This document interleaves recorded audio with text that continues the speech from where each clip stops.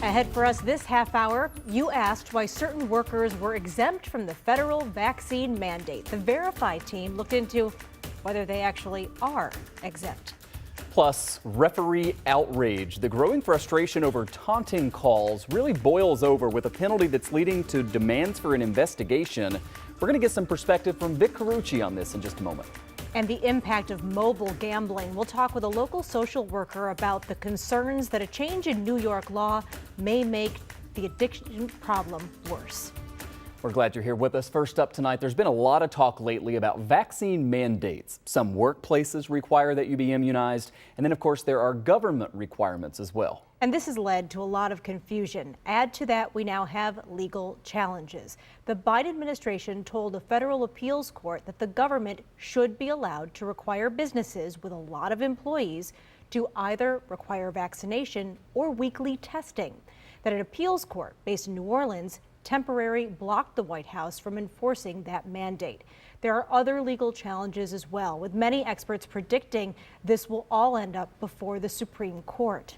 Assuming the requirements hold up, though, who is covered? A lot of you have reached out to Verify on this topic. So tonight, we have a special report on a viral claim that's causing a lot of confusion.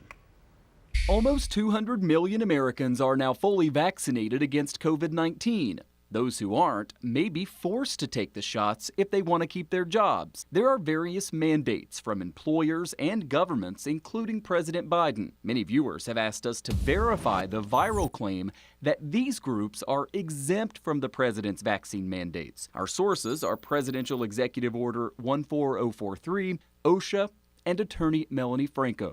Is it true that all of these groups are, quote, exempt from Biden's vaccine mandates? No, it is not true. Most of those on that list are required to adhere to either the federal vaccine mandate or the new OSHA guidelines that have been released. We'll go through the list. First, there are two mandates at play. The executive order from President Biden that federal employees be vaccinated, and then OSHA rules that apply to private companies with 100 or more employees. They can either be vaccinated or wear masks at work and face weekly testing. Both mandates are being challenged in court. But are there these exemptions? Let's start with the first three listed.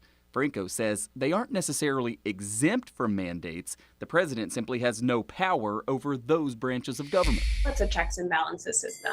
And so while the president can mandate that his employees, so within the executive branch, are required to get the vaccine, he can't require that the other branches adhere to it as well. As far as White House staff and workers at the CDC, FDA, and NIAID, they're clearly federal executive branch employees and subject to the executive order requiring vaccination. The federal mandate applies to all of those people, right?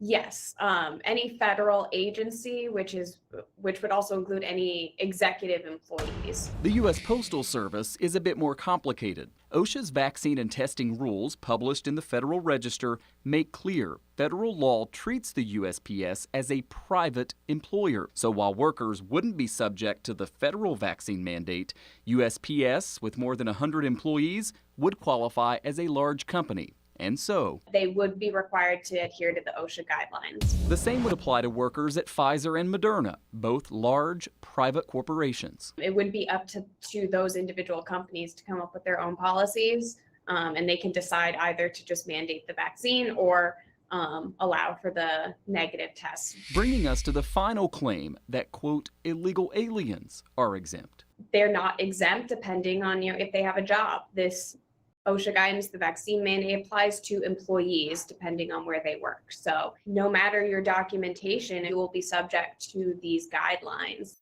So we can verify this list of exemptions is false. Besides those in the legislative and judicial branches, workers in these groups would be subject to either the mandate for federal employees or the OSHA rules if they hold up in court. And that is a big if. There are various legal challenges, as we mentioned at the top here. Yeah, we'll keep you posted as we get rulings on the constitutionality of the mandates. All right, now to a story that is happening right now in the city of Buffalo. We want to take you live to Common Council chambers, where the city is having a hearing right now on the push to get a new Bills stadium built in Buffalo. We've talked here about that push before, the design mock-ups, the state study that looked at the added costs of building in the city versus in Orchard Park. But this hearing gives Buffalo lawmakers the chance to look at the potential impact, something Councilmember Rashid Wyatt really wants to hear about.